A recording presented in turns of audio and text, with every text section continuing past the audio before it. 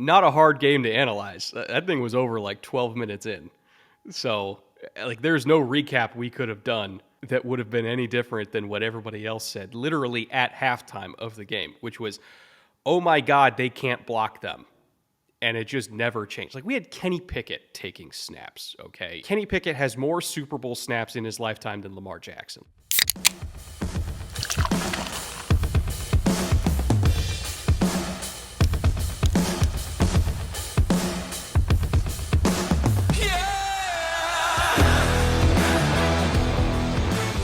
Welcome to the Bootleg Football Podcast, and perhaps, maybe even more importantly, welcome to draft season, one of our favorite seasons of the entire year when we produce some of the best content that this channel does all year round. And before we dive into looking forward in draft season, one of the best things we could do is look back and see what worked this season. So today, we are going to be taking 4 lessons from the Super Bowl champion Philadelphia Eagles that other general managers can hopefully take to heart to improve their squad. But before we get started, Mr. Coleman, you have improved your squad.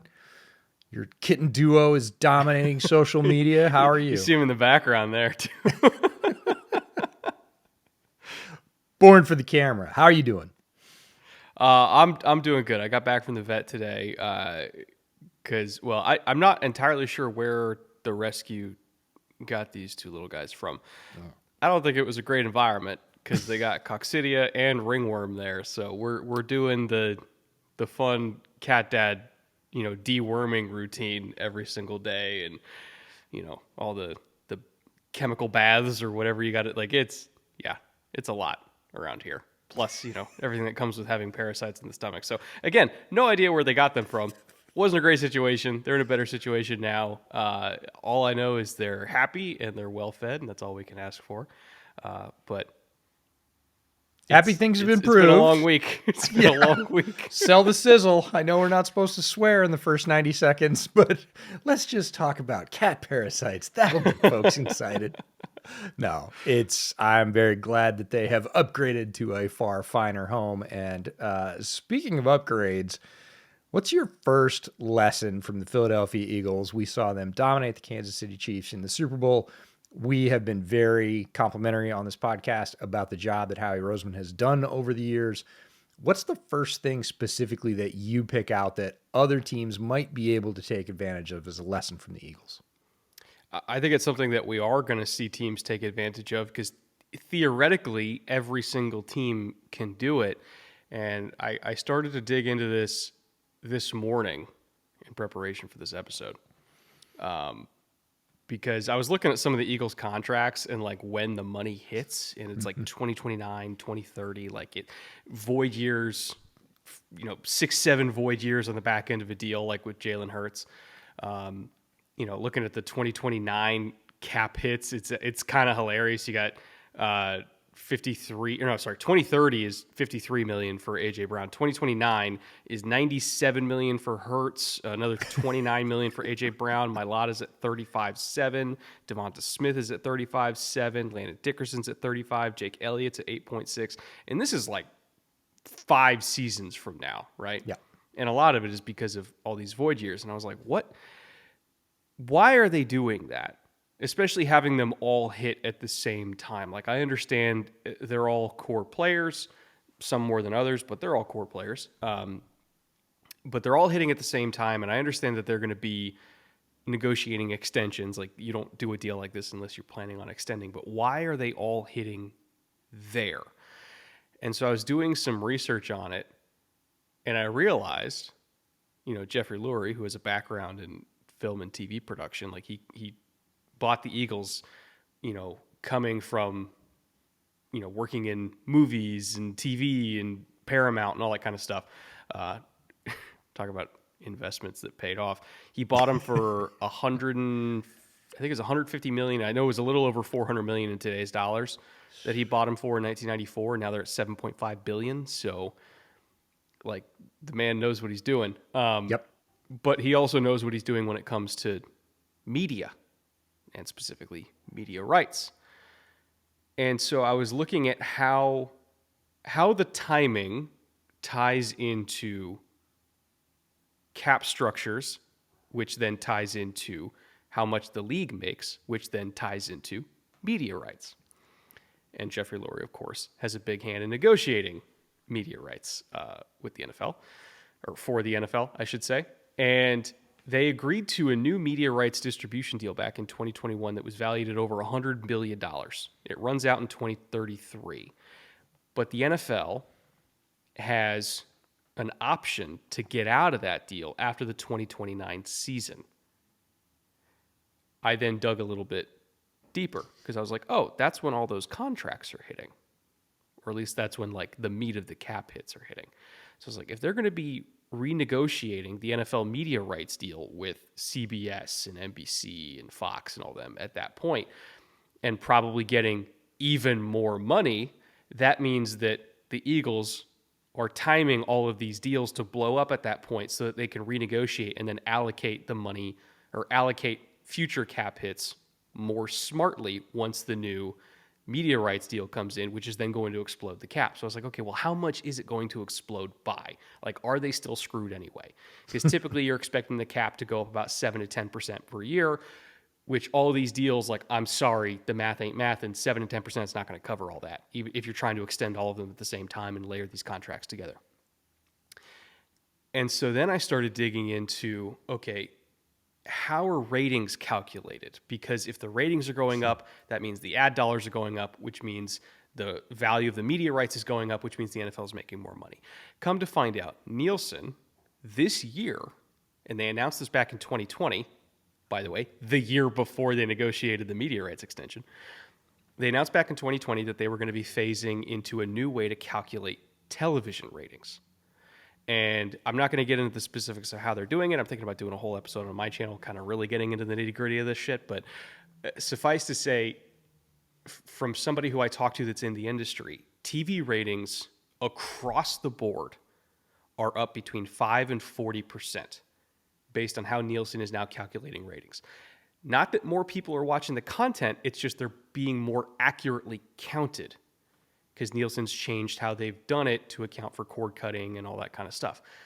So if you're looking at the monolith of sports and the monolith of the NFL within the sports world, if their ratings are up 40% because they're being more accurately counted, guess what? You're not looking at a $110 billion deal. You're looking at like 160, 170 for the next media rights negotiation, plus throwing in Netflix in there, Amazon in there, all that kind of stuff.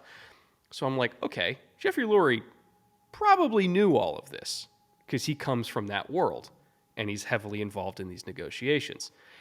And he probably went to Howie and was like, hey, Howie, I need you to have everything hit in 2029 and 2030, and we'll figure it out because the cap's going to go up by so much, we're going to be fine.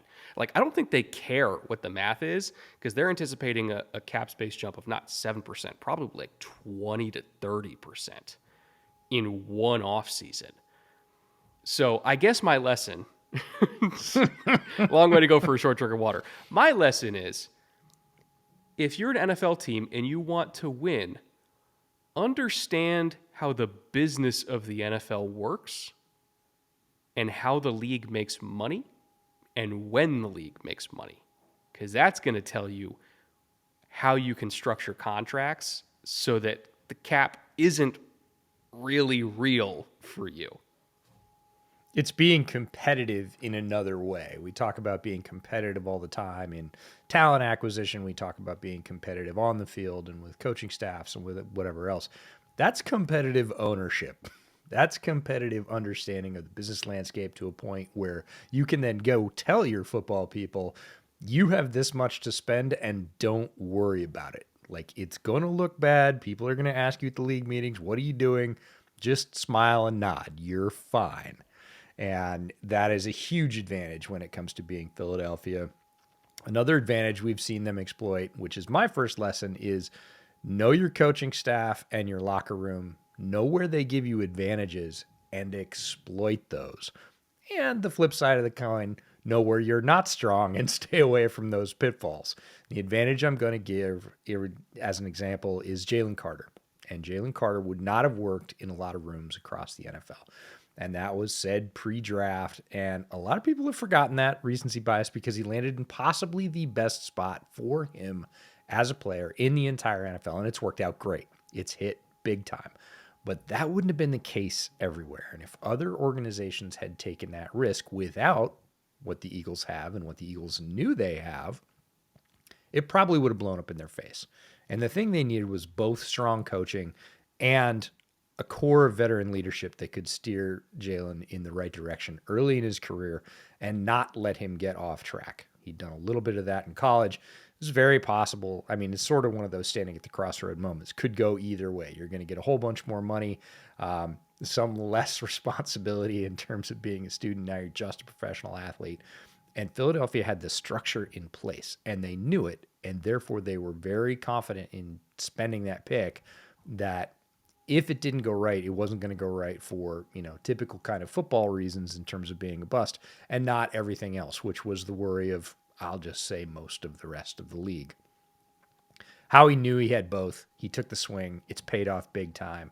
And the same goes for Cam Jurgens on the other line. Like, Cam Jurgens, when you were scouting him at Nebraska, was a wild stallion. Like, this was a guy that would run 55 yards down the field to get a penalty after a running play just so he could hit somebody.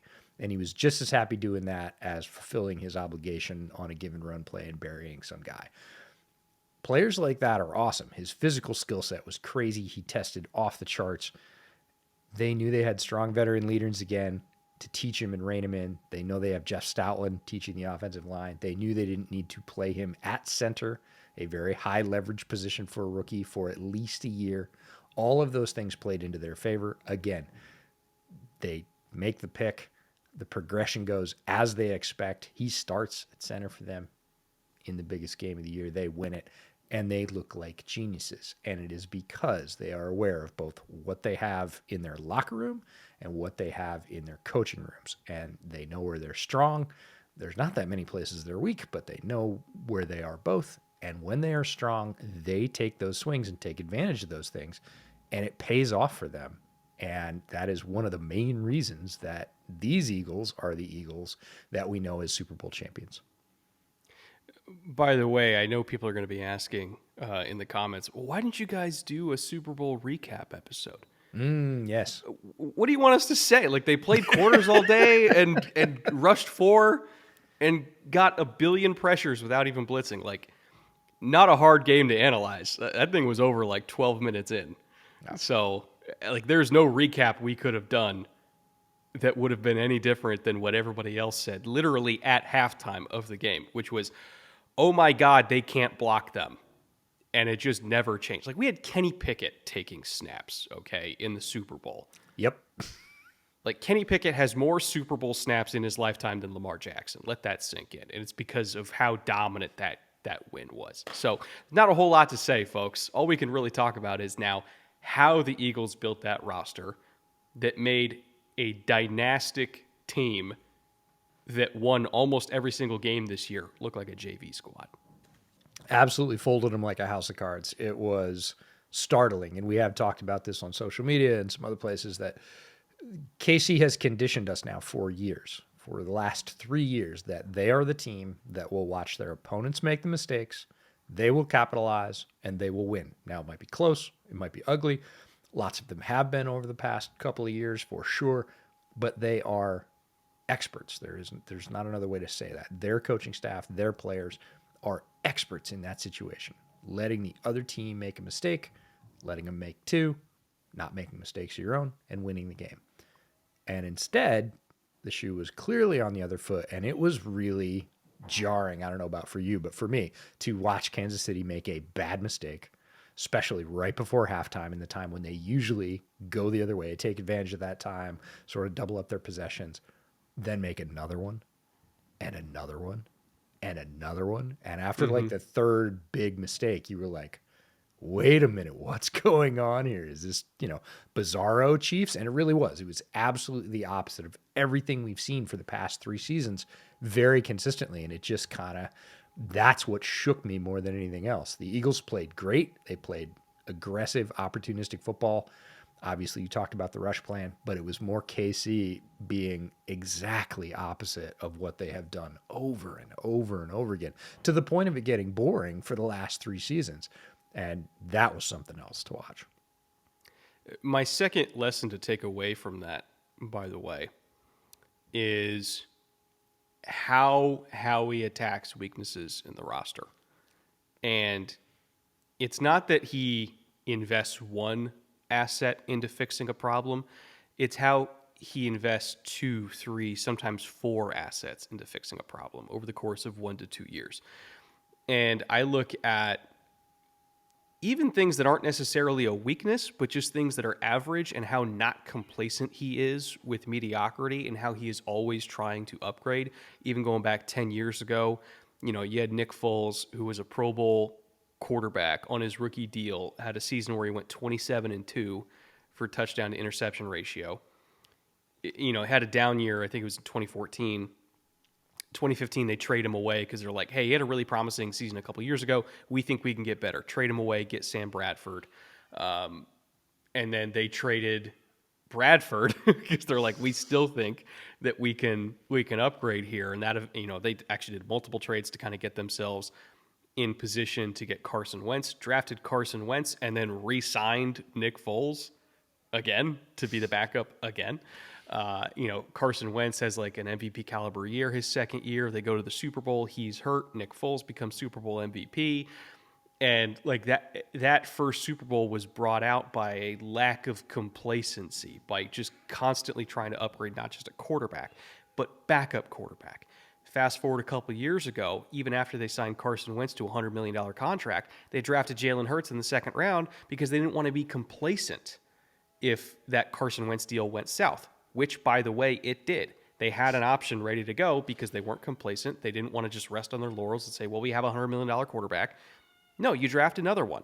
And so they got Jalen Hurts. He ended up taking Wentz's job, and he's another Super Bowl MVP. And then you look at the receiver issue. In 2020, if we go back that far, their leading receiver on the team was Travis Fulgham with less than 600 yards. 2 years later, they had A.J. Brown and Devonta Smith because they invested a high draft pick and they traded another first rounder and got A.J. Brown. No longer were they going to sit there and hope that Jalen Reagor was going to work out. Like, they figured out pretty early, like, this ain't going well. We can't have Jalen Reagor and Travis Fulgham be our receiving duo. We're going to get A.J. Brown and Devonta Smith. You look at the corner issue last year. Mm-hmm. They were terrible. What'd they do? They doubled up this year. Get Quinyon, get Cooper. Like, when they have a problem, or even when they have mediocrity, they aggressively attack that and fix it. And they don't care how many resources they have to sink into fixing it. It's going to get fixed. They don't wait around. And I think that aggression is lacking in the majority of NFL teams. But I'll tell you what, aggression wins Super Bowls. KC's cap space a couple seasons ago was like a less than $100 at one point. Like, they pushed it to the line. They were aggressive, and it won. The Eagles got aggressive, and they won. Like, that is how you win rings. You cannot be complacent. And you have to take advantage of market inequities, because Howie's not the first guy that's taken these sort of scattershot or shotgun approach of solving issues. A guy named Ryan Pace in Chicago was famous for it. He would spend multiple resources to try and solve a particular issue, but he would borrow from the future and do it with high resources, and that eventually caught up with him. So it's about balancing those things. And one of the things that Howie does the best leads to my second point, which is pick up dollars off the sidewalk that other teams drop. And Howie is great at this. And what it comes down to is trusting your scouting staff, that if you had a good grade on a guy coming out, he went to another situation that's not your building, and he doesn't do so well. He doesn't prosper. He doesn't even end up starting. Trust your scouts. Go back to your pro scouts and say, what did we get right? What did we get wrong? And what do we think we could do in our building? Because again, going back to my first point, our building is different. And then buy things for pennies on the dollar. Zach Bond is the most glaring and recent example, but he is far from the only one. I mean, even if you look at Mekhi Becton, Correct. He was this isn't even all left of for them. dead. Yeah, it's not even all of sure. them. Like, he was left for dead with the Jets. Became a starting guard for them and a quality starting guard for them. Zach Bond, like we've talked about many, many times, was miscast in New Orleans, and they tried to make him an edge, and then he got to Philly, and they're like, nah, you're an inside linebacker, and then he's a Defensive Player of the Year candidate. Yep. Like, you talk about picking dollars up off the ground. It's more like somebody drops $1, and then when the Eagles pick it up, it becomes a 20. Yep. They're just so good at. It's not just about taking swings; it's about taking calculated swings and high upside swings, like not just doing transactions just for transaction's sake, but having a reason for doing those transactions and having a plan with those players once you get them in the building, which then, then of course goes back to coaching staff and trusting the coaching staff who develop these guys that you're bringing in. It helps to have Jeff Stoutland, helps to have Vic Fangio. Yes, it does. Yeah, the assistant roster in Philly is crazy, and I give Nick Sirianni a lot of shit, but boy, the man can hire assistants. That's for damn sure. He certainly can. And we're going to see this strategy play out again. You talked about it at the top of the pod in terms of the financial strategy and how that's layered in and how they're not worried about that coming due because of everything around it. One of the players that I've highlighted especially a couple of times this season is Milton Williams. And Milton Williams is probably going to sign a massive contract somewhere else. They are going to have to pay huge dollars to keep him in Philadelphia. And guess what? They don't have to, because they have enough depth on that defensive line that guys like Moro Ojomo are going to step into that void. Are they going to be the player that Milton Williams is right now? No. Give them a year. Might they be close? I wouldn't bet against it in this particular Philly organization. So they're not going to panic when their young, developing star defensive lineman signs a huge, high dollar, like leveraged contract that they don't really want to go after. A lot of people would be like, oh, what are we going to do without Milton Williams? Philly's like, well, we got this guy. No, I'll tell you what they're going to do. This guy. Oh, no. What they're going to do without Milton Williams is then go get Myles Garrett. So it's like, oh no, I guess we'll just use the money on Myles Garrett. Woe is us. Like, God. Or use the picks they've stacked up in what is going to be a historic defensive tackle class in the draft. That's like 40 players deep. They're going to pick some guy in the 4th round, and he doesn't have to start this year because Morrow will start this year if Milton moves on, and then he'll start next year, and he'll be just like Jalen and Cam Jurgens and ad nauseum, and it just keeps rolling because they've built this.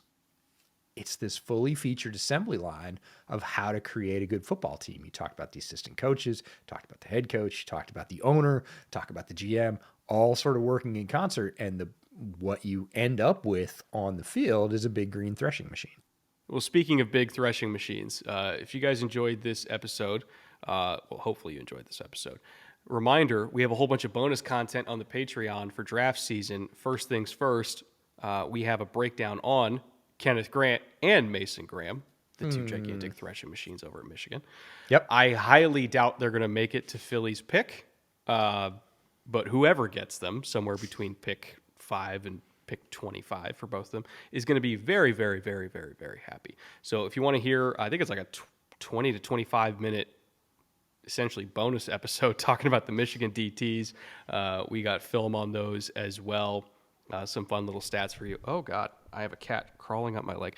For the audience at home, by the way, I haven't debuted him. This is Foster, named after Arian Foster. And he clearly wants lunch, so I'm going to wrap this episode up very quickly. Before he eats your leg. But if you want the bonus content, that is over on the Patreon. That is linked in the description below. We're going to have another episode on Chris Paul. We're going to have prospect breakdowns going live on the Patreon every single week. So I hope you guys join that to get the bonus content. I want to thank Underdog. I want to thank Homage. I want to thank all of our patrons and our EPs that make this episode possible in the first place. I got nothing else. EJ, any final words? I'm just going to go straight back to scouting running back tape because we're just prepping for the combine. It's like a train at this point, and doesn't matter if you're on it, it's going to keep moving. So I'm going to jump right back on. Did you see DJ's mock today? I did. Omarion Hampton, 1 pick behind Genty.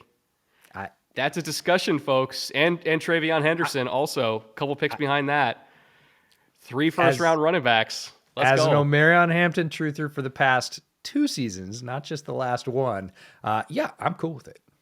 Should be a very fun draft. We're going to be in the combine next week, so I'm not 100% sure when our next episode is going to go live, or at least full episode is going to go live on this channel. in between all the prospect interviews and everything like that. We do have our 10 Gems specials coming up very quickly, and we're recording those on the field at the Combine because the NFL is graciously letting us do that.